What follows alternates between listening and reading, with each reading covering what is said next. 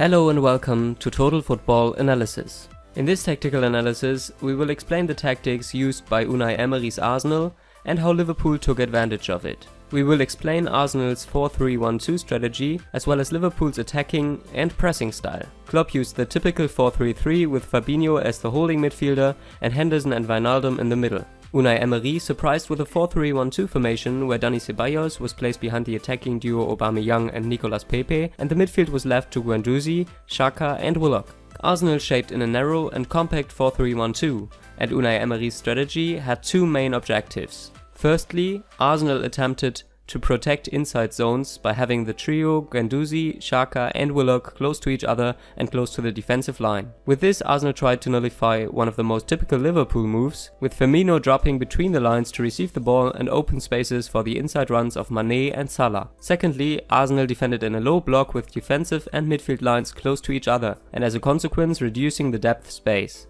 Thus, Arsenal invited Liverpool to play from outside zones, leaving a lot of free space on the flanks, which was explored by Liverpool's fullbacks. Here we can see how Arsenal set up in their 4-3-1-2. For Liverpool, left back Robertson provides width, while left winger Mané tucks inside. Somehow this part of the strategy worked during the first half. Liverpool had difficulties to penetrate inside Arsenal's block, and the only solution to make the ball reaching the finishing zones was from crosses.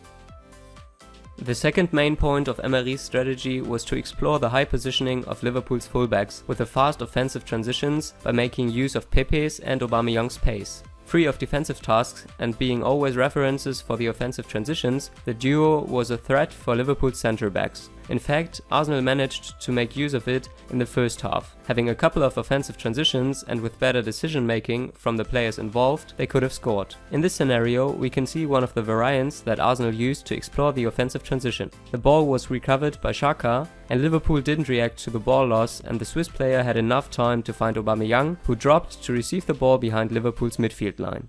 After Xhaka's pass, Arsenal had outplayed 7 Liverpool players. However, Aubameyang took the wrong decision. He should have tried to progress with the ball and attract one of Liverpool's centre-backs, as Van Dijk and Matip are making the run to close the space. Instead, he made a pass that was too long for Pepe's run, which got cleared by Liverpool's goalkeeper. Another concept used by Arsenal was the progression with the ball. Willock broke Liverpool's midfield with ball progression after a good combination with Ceballos, leaving Liverpool with only their two central defenders in the back. Willock passed the ball to Pepe and did an overlapping move to receive the ball in the space. Once again, Pepe took the wrong decision. Arsenal had 3 players attacking the finishing zones against the 2 Liverpool centre-backs. In this situation, an inside pass to Guendouzi to explore the space between Matip and Van Dijk, or a through pass to Willock would have been better options. Once they recovered the ball in their own half, Arsenal's players would immediately use the long ball to find their strikers up front. However, the pass went a bit too wide, which allowed Liverpool to reorganize defensively.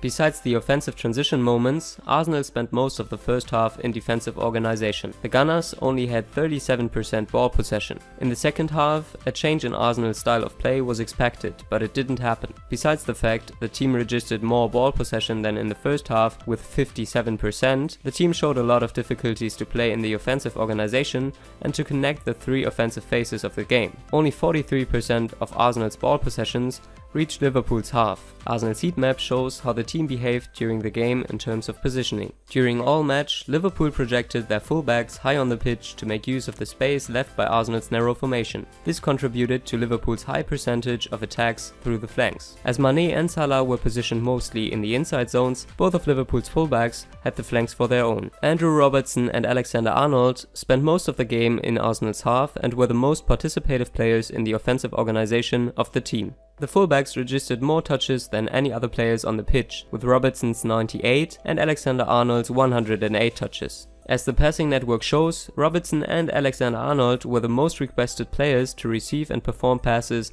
in the offensive moment of the game. It also displays Liverpool's high positioning on the pitch and Mané's and Salah's inside positions. This image proves how high Robertson and Alexander-Arnold were positioned during the offensive phase of the game. Last but not least, Liverpool pressed Arsenal's short distribution from the keeper and also reacted very fast to the ball loss in high areas. This aggressive style of pressing resulted in 46 ball recoveries in Arsenal's half. In this example, it's possible to identify Liverpool's high pressing style, concentrating a high number of players on the side of the ball. 3 players pressed the ball zone, while Henderson was positioned to cover if the trio gets beaten. Fabinho, Wijnaldum and Robertson men all close to each other from successive covers as well. And Liverpool stick to their high pressing approach in the second half, trying to create a numerical superiority near the ball, as they do in this situation with Mané, Salah, Firmino and Robertson outnumbering 3 Arsenal players during the build-up.